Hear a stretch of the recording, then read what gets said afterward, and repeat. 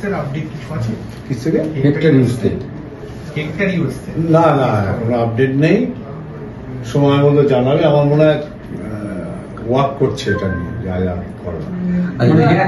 Hectare USA নিয়ে east Bengal মানে on the line রয়েছে এই মুহূর্তে, সেরকম শুনেছি তোদের থেকে। এই ইস্টবেঙ্গল এবার মোহাম্মদ শামিকে সম্মান জানাচ্ছে যে প্রাইড অফ বেঙ্গল এটা, কিন্তু মোহাম্মদ শামি ইস্টবেঙ্গল ক্লাবে খেলেননি, তিনি মোহনবাগানের প্লেয়ার, মোহনবাগানের হয়েই খেলেছেন। তো এটা কি মানে প্রাইড বেঙ্গলের অবশ্যই এতে, কিন্তু আপনাদের ক্লাবে খেলেনি সেগুলো বিচার্য হয়, তবে মোহনবাগানে খেললেও আপনাদের কোনো সমস্যা নেই মানে এই ব্যাপার?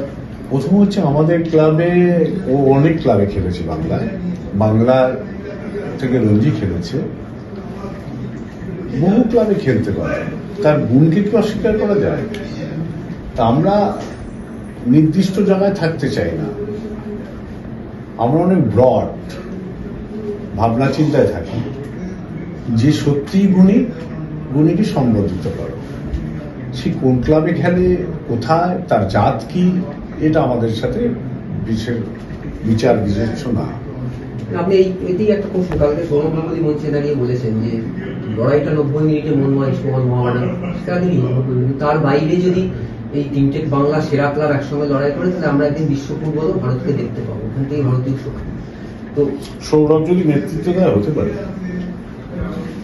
মানে এই তিনটে ক্লাবকে নিয়ে সৌরভের নেতৃত্বে চাইছে না, যে বলছে সে দায়িত্ব নিতে হবে, খালি বললে হবে না।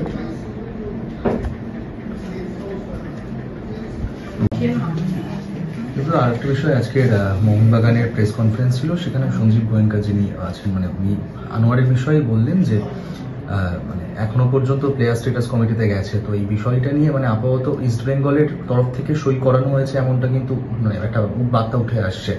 তো এই বিষয়ে একটু যদি কিছু বলেন। এই বিষয়ে তো পরিষ্কার বলেছি যে দিল্লি আর মোহনবাগানের ব্যাপার, আমাদের সমস্যা নেই। মানে আনোয়ার এই যে বিষয়টা একটা পরে উঠছিল যে আনোয়ার জানিয়েছিল কোনো ক্লাবে করেনি, কিন্তু এক পক্ষ থেকে আবার জানানো হচ্ছে যে আনোয়ার সই করেছে ইস্ট বেঙ্গলে। আমি তো এক কথাই বলছি, দিল্লি আর মোহনবাগানের ব্যাপার।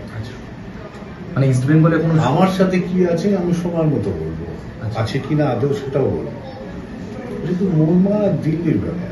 আচ্ছা ঠিক আছে। কালকে মোহনবাগান দিবসে মোহনবাগান ক্লাবের সচিব তিনি বলেন যে কে কবে ঘুমের মধ্যে স্বপ্নে কিভাবে সৌরভকে যোগাযোগ করেছেন আমার জানা নেই, আমরা বাস্তবায়িত করেছি সবার প্রথমে, সেই কারণেই বলতে পারি যে আমরা প্রথম বাস্তবায়িত করেছি সৌরভকে মোহনবাগান রত্ন দাও। আর মোহনবাগান রত্ন ছাড়া তো আর কোনো সম্মান আছে বলে আমার মনে হয় না, এটা উনি কালকে ইন ফ্রন্ট অফ ক্যামেরা বলেছেন। আমি আপনার প্রতিক্রিয়াটা জানতে চাইবো, তার কারণ সৌরভ গঙ্গোপাধ্যায় এবছর ইস্ট বেঙ্গলেরও ভারত গৌরব। এটা তো এর উত্তর তো সৌরভ দিতে পারে, আমি কি করব? আর যে যার অভ্যাসের কথা সে ব্যবহার করে, যার ভাবনা চিন্তা যেরকম সে সেরকম ব্যবহার করে। আমার কাছে ওই ক্লাবটা